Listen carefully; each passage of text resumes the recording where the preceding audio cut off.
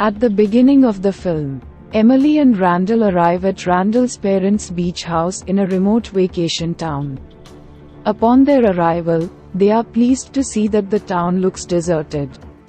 When they enter the house, Emily and Randall go upstairs and have sex and then have a small disagreement. They soon learn that another couple is already staying at the beach house, Mitch and Janie Turner, old friends of Randall's father. Janie is terminally ill, and Mitch hopes to give her one last happy vacation. Because the house has plenty of room, both couples decide to stay. After dinner, Randall suggests they all share some edible marijuana which he brought with him, to which Janie and Mitch agree.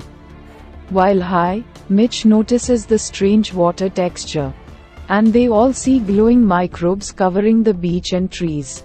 Janie leaves to see it up close but starts coughing after a while and gets disoriented when a strong fog starts to form around the area. After breathing in the fog, Emily becomes disoriented as well and passes out. She awakens to a sick Janie throwing up and goes to sleep. When she wakes up the next day, she finds a catatonic Janie sitting in the kitchen, covered in skin lesions, and Mitch missing.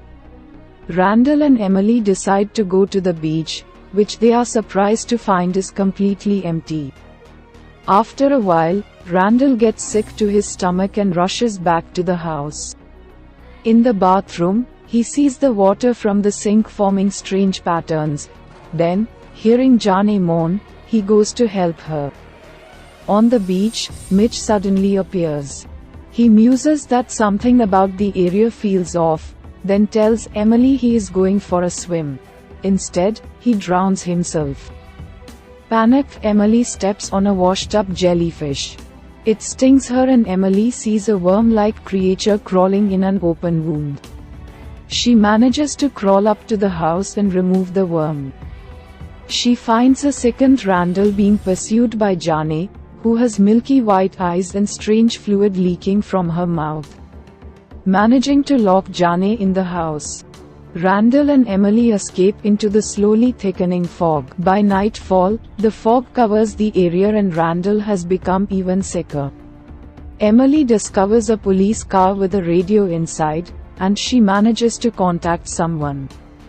The person on the other end asks if they have been exposed, and tells them to barricade themselves and to not breathe in the fog. They break into a house for shelter.